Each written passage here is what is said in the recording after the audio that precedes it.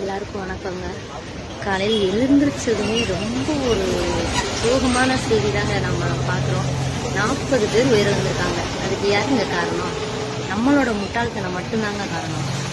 ஒரு மாநாட்டுக்கு ஒரு கட்சி தலைவர் வராங்க அப்படிங்கிறதுக்காக பச்சை மண்ணெல்லாம் கூட்டிகிட்டு போகலாமாங்க?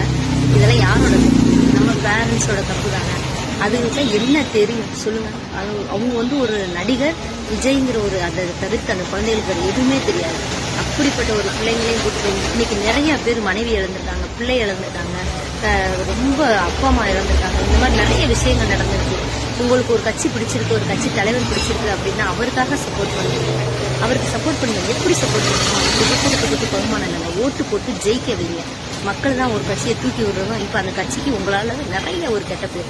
ஸோ இந்த மாதிரி தப்பு தயவு செஞ்சு யாரும் பண்ணாதீங்க. நான் சொல்கிறது தப்பா ரைட்டான்னு எனக்கு தெரியலைங்க. தெரிஞ்சால் மன்னிச்சுக்கோங்க.